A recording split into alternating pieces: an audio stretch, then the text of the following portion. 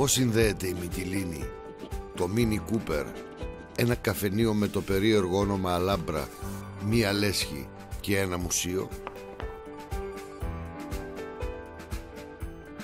Είναι μερικές φορές που αρχίζεις να ψάχνεις κάτι και δεν μπορείς να σταματήσεις με τίποτα, όσο κουρασμένος κι αν είσαι.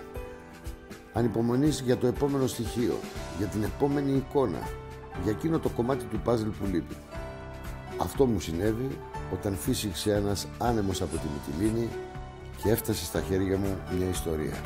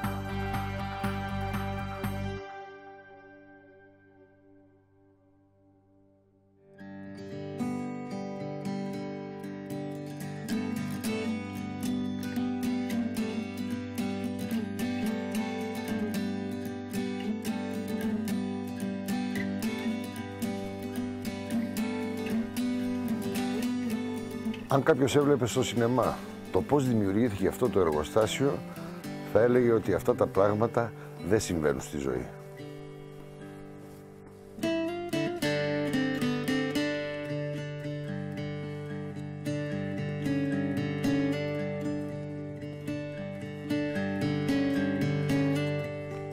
Σε αυτή την ιστορία πρωταγωνιστούν θρυλικά αυτοκίνητα, φλαμίγκο, επιστολές και ο κόσμος ενός ολόκληρου χωριού που ενώνεται κάτω από ένα κοινό όραμα.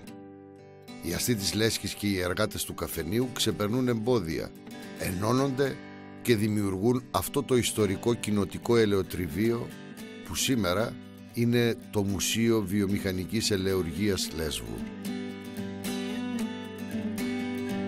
Αυτό το μουσείο δεν είναι ένα τυχαίο μουσείο. Αυτό το μουσείο έχει όνομα. Είναι η μηχανή του κοινού.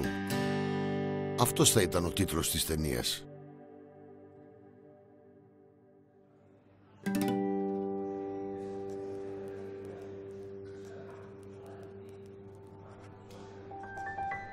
«1900. Μυτιλήνη. Το νησί είναι κομμάτι της Οθωμανικής Αυτοκρατορίας. Ποιο είναι το πρώτο πράγμα που βλέπεις εδώ? Η θάλασσα. Η Λέσβος βρίσκεται σε σημείο κομβικό. 13 προξενία έχει το νησί.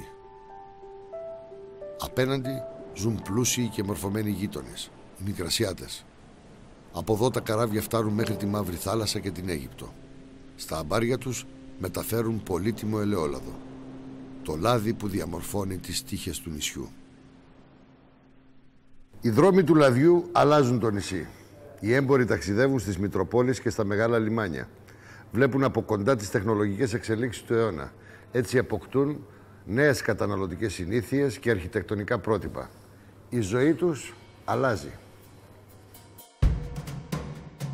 Φράγκικα ρούχα από το εξωτερικό, οίκοι γαλλικής μόδας, μαρμελάδες από Αγγλία, χαβιάρι και βιβλία από τη Ρωσία. Για διασκέδαση, οι Μυτιληνοί πηγαίνουν θέατρο και ακούν όπερα. Τα ταξίδια εισάγουν μια κουλτούρα που αφήνει τον παλιό κόσμο των Οθωμανών πίσω σε μαρασμό. Τα ταξίδια είναι κάτι περισσότερο από νέες εικόνες. Είναι η αλλαγή που συμβαίνει στον τρόπο που βλέπεις τον εαυτό σου. Ο κόσμος αλλάζει. Αυτός δεν είναι ο κανόνας.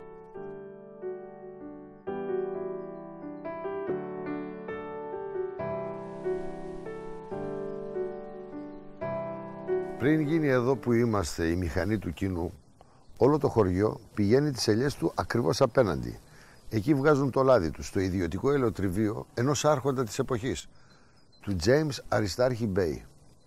Αυτός είναι ο James. Μηχανικός επί Οθωμανικής Αυτοκρατορίας που στείνει 2 ιδιωτικά ατμοκίνητα ελαιοτριβεία στην Αγία Παρασκευή.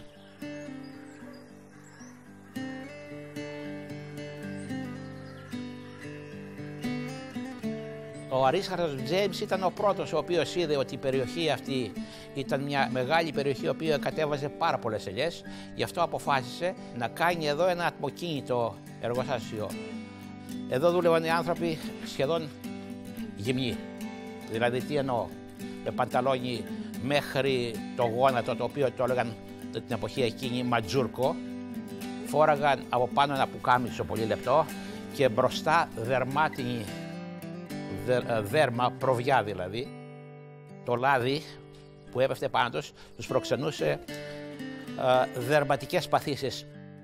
Πάμε εδώ, προσέχουμε, γιατί πέφτει ανά πάσα στιγμή, πέφτουν κομμάτια.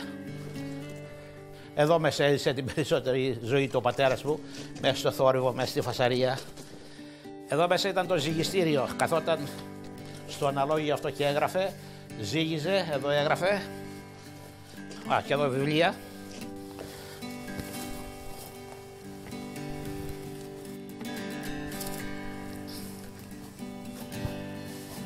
Μάλιστα.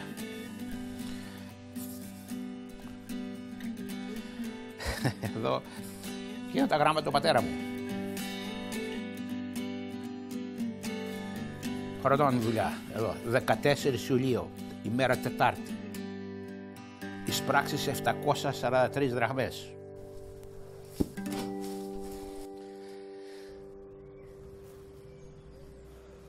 «16 Γενάρη του 1908. Εδώ θα συναντήσουμε τους χαρακτήρες της ιστορίας μας. Οι αργάτες γυρνάνε από το μάζεμα της ελιάς κουρασμένοι. Πριν όμως επιστρέψουν στο σπίτι, κάνουν μια στάση εδώ, στο καφενείο Αλάμπρα. Έτσι ήταν η Αλάμπρα τότε. Η Αλάμπρα είναι ένας από τους 2 πόλους του χωριού. Εδώ στο καφενείο οι εργάτες ξεκουράζονται. Λένε ιστορίες, παίζουν χαρτιά ή απολαμβάνουν το εξαιρετικό ούζο του νησιού. Σήμερα όμως τα φώτα της Αγίας Παρασκευής είναι στραμμένα απέναντι. Στις 16 Γενάρη είναι τα εγγένεια της Λέσχης. Έτσι δημιουργείται ο δεύτερος πόλος της Αγίας Παρασκευής. Τι είναι όμως η Λέσχη? Η Λέσχη Ομόνια ιδρύθηκε το 1908. Ο σκοπός ήταν και ψυχαγωγικός, διοργάνωναν εκδρομές για τα μέλη, θεατρικές παραστάσεις, η αποκρίαση γινόταν εδώ, χορεσπηρίδες, που ήταν και τα νιάτα τότε που είχαμε. Χορεύαμε, όλη νύχτα ξημερωνόμαστε, κάναμε καντάδα μετά. Αυτά είναι τα μέλη της Λέσχης Ομόνια. Άνθρωποι μορφωμένοι, με διασυνδέσεις στο εξωτερικό και οικονομική άνεση.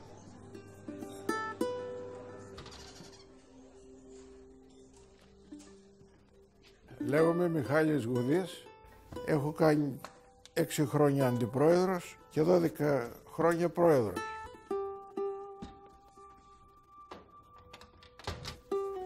Πέρα από τον κόσμο της Λέσχης όμως, υπάρχουν και οι εργάτες της Αγίας Παρασκευής που μαζεύουν ελιές στα χωράφια.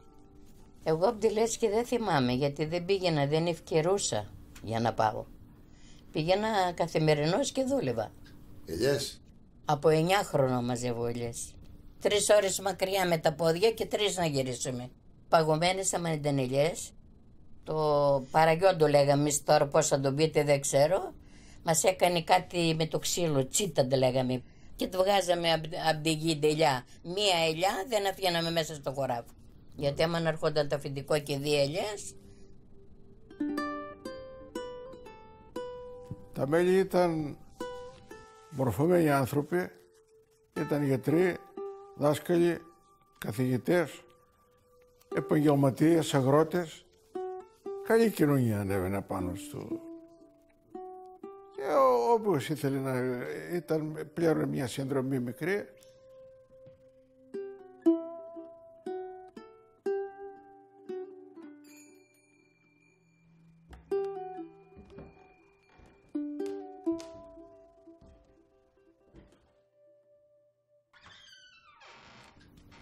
Πήγα μία φορά στη Λέσχη με το σύζυγό μου, είχε ένα θέατρο, σινεμά.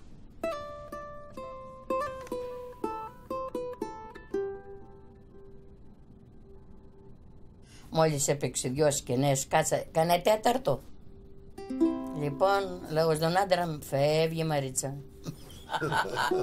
Βραμάν, έφυγα. Με έπιανε στο κεφάλι, με ζαλίζομαι. Δεν γίνεται ξαναπήγα στη Λέσχη. Δεν πήγες να καθίσεις, Όχι. να πήγες ένα καφέ, να διασκεδάσεις, πάρε όλα. Σινεμά βλέπεις τώρα? Όχι. Τηλεόραση πώς βλέπεις? Τηλεόραση βλέπω. Τηλεόραση κάθομαι.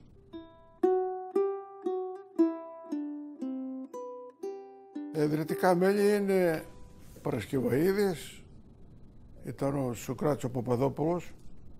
Αυτή ήταν και η διαχειριστική επιτροπή που ανέλαβε να χτίσουν τότε στο κοινοτικό του εργοστάσιο. Χρήστος Παρασκευαίδης, αυτός ήταν ο εμπνευστής που έδινε τις ιδέες όλες. Και για το εργοστάσιο και για τη Λέσχη και για όλα. Και γι' αυτό τον έχουμε και φωτογραφία, είναι εκεί.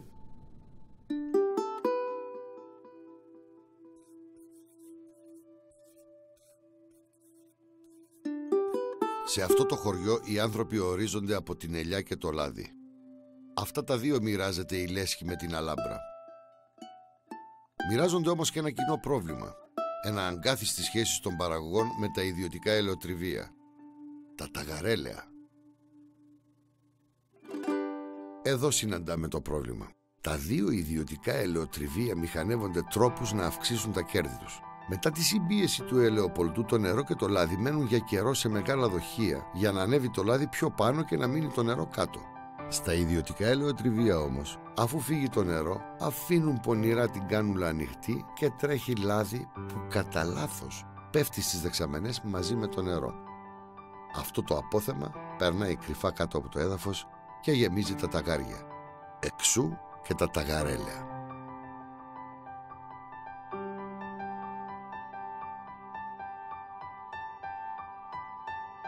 Τα ταγαρέλαια εκείνη την εποχή είναι συνώνυμο του κέρδους του ενός.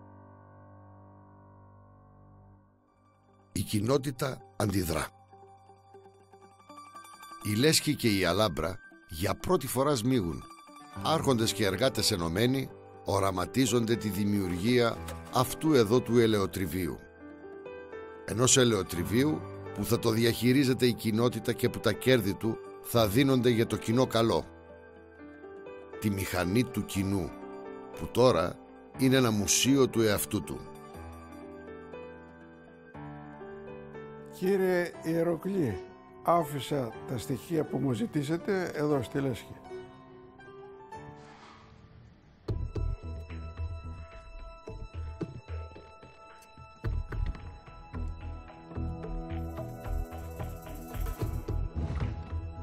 Η ιδέα υπάρχει. Μεταδίδεται από στόμα σε στόμα και οι κάτοικοι της Αγίας Παρασκευής ψάχνουν τρόπους να την κάνουν πράξη.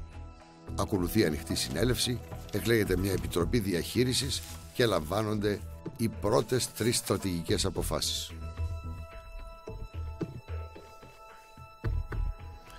Πρώτη στρατηγική απόφαση. Η Επιτροπή χρησιμοποιεί τις επαφές της Λέσχης για να επικοινωνήσει με επιφανείς Μυτιληνούς που ζουν στο Σουδάν, στο Κονέκτικατ, στη Νέα Ζηλανδία, και από αυτούς ζητάει άτοκα δάνεια και δωρεές. Η ανταπόκριση είναι συγκινητική. Το δεύτερο σημαντικό κομμάτι του παζλ είναι αυτή εδώ η επιστολή. Τα ελεουργεία χρειάζονται μηχανήματα σύγχρονα και δυνατά. Τα εργοστάσια του Δημοσθένη Σιγώνη από τη Σμύρνη κάνουν την καλύτερη προσφορά και τους ανατίθεται η μελέτη του έργου. Ο Δημοσθένης Σιγώνης, μάλιστα, είναι ο παππούς του μετέπειτα γνωστού σχεδιαστή που δημιούργησε το θρυλικό Mini Cooper, Sir Alec Σιγώνη. Τρίτη κίνηση. Πολύ απλά αγοράζουν αυτό εδώ το οικόπεδο που έχει νερό και είναι στην είσοδο του χωριού. Τα ιδιωτικά όμως ελαιοτριβία αντιδρούν με απειλές. Ένας υπηρέτης του James περπατά στην Αγία Παρασκευή και τραγουδάει «Φωτιά θα πέσει να καεί, του κοινού η μηχανή».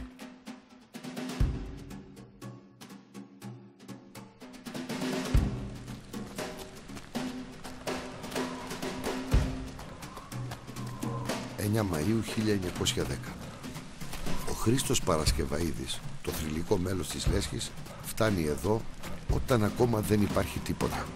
Μόνο εργάτες μουδιασμένοι από τις απειλές που ετοιμάζονται να βάλουν τα θεμέλια της μηχανής.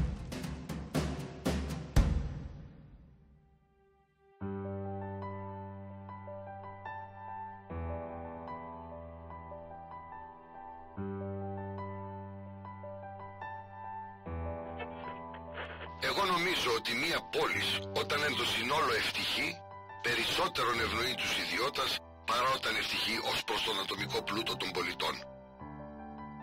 Δεν πρόκειται απλώς περί ιδρύσεως ελαιοτριβίου για την ευκολία των κατοίκων. Σήμερα τίθενται οι βάσεις για τη σύμπραξη των κοινά εχόντων τα υλικά και ηθικά συμφέροντα. Και πάνω σε αυτόν τον λίθο θα οικοδομηθεί το περίλαμπρο μέλλον της κοινής ημών πατρίδος.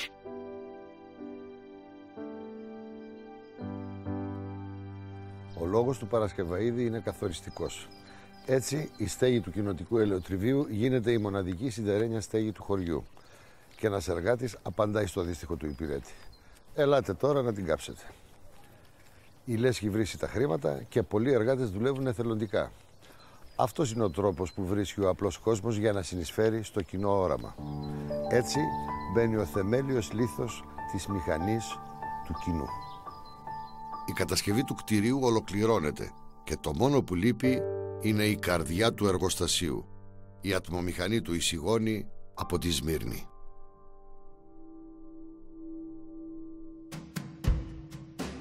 Όμως τα ιδιωτικά ελαιοτριβία πιέζουν τον Σιγώνη να καθυστερήσει την παράδοση της μηχανής. Η κοινότητα έχει απλήρωτα δάνεια και δεν μπορεί να περιμένει το επόμενο μάζεμα της ελιάς. Αν η μηχανή δεν φτάσει μέχρι το Γενάρη, το ελαιοτριβείο κινδυνεύει να κλείσει πριν ακόμα ανοίξει.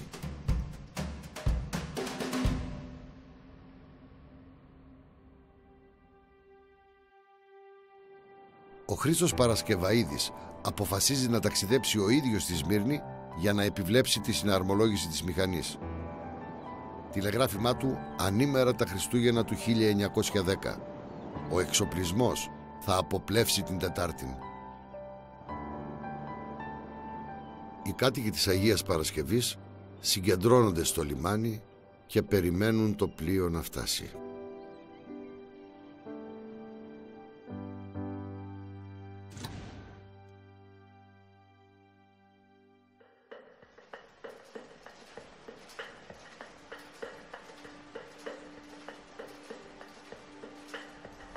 Στις 11 Ιανουαρίου του 1911 αυτή η αίθουσα είναι γεμάτη κόσμο.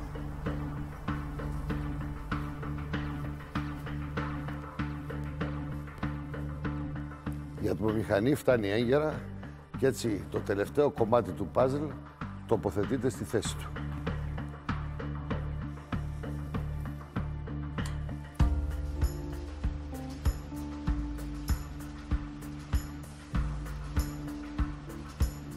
Στο λεβιτοστάσιο ο θερμαστής φορτώνει την εστία με πυρήνα.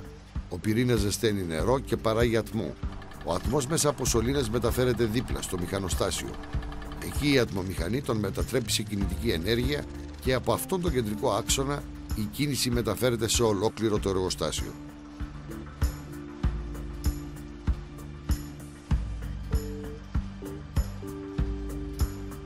πρώτη στάση είναι εδώ, στις μυλόπετρες που συνθλίβουν τον καρπό της ελιάς. Τα τσουπιά με τον ελαιοπολτό τοποθετούνται το ένα πάνω στο άλλο στα πιεστήρια. Από απέναντι, οι αντλίες υψηλής πίεσης στέλνουν νερό στα έμβολα του πιεστηρίου. Τα τσουπιά συμπιέζονται και το λάδι με το νερό γεμίζει τις δεξαμενές.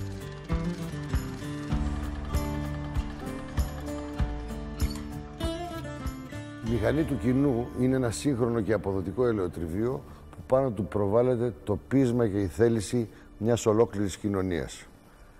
Λίγο μετά τα εγγένειά του, η Λέσβος απελευθερώνεται.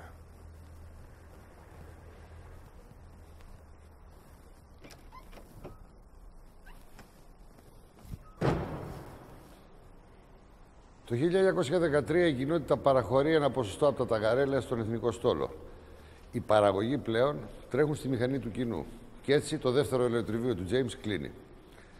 Με τα ταγαρέλαια του κοινοτικού ελαιοτριβείου τώρα δίνονται υποτροφίες στους μαθητές, αγοράζονται βιβλία και φάρμακα, κατασκευάζονται δρόμοι, κτίρια και η ελπίδα για το μέλλον του χωριού, τα εκπαιδευτήρια της Αγίας Παρασκευής.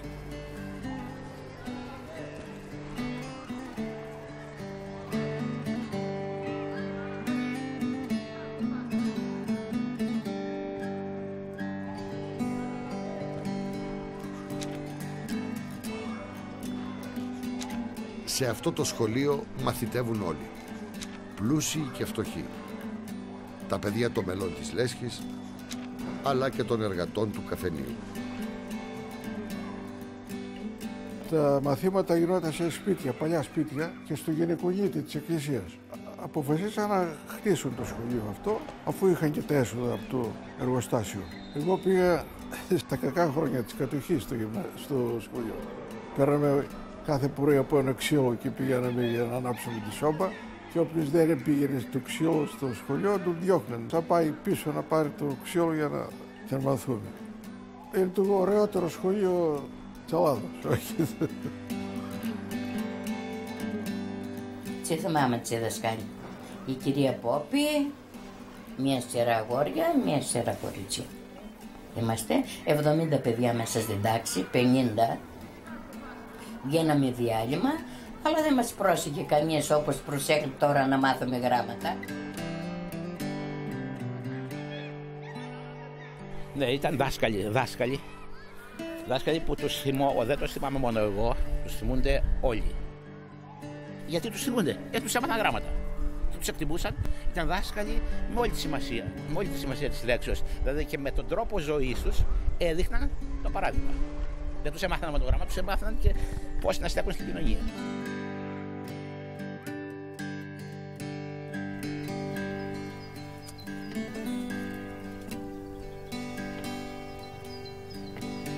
Κύριε Μιχάλη, λίγο πιο αριστερά. Μπράβο. Κυρία Μαρίτσα και εσείς λίγο. Ωραία. Ακίνητοι όλοι.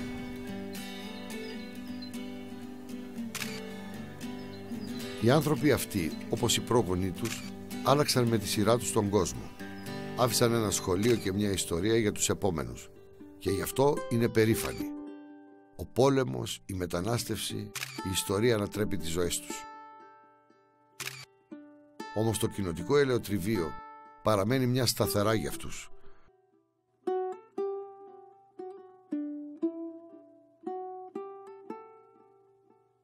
Η μηχανή του κοινού που ξεκινά με το θρύλο Παρασκευαΐδη τελειώνει το 1967. Η δικτατορία συλλαμβάνει τον κοινοτάρχη της Αγίας Παρασκευής για σοβαρούς εθνικούς λόγους και η μηχανή του κοινού σβήνει για πάντα.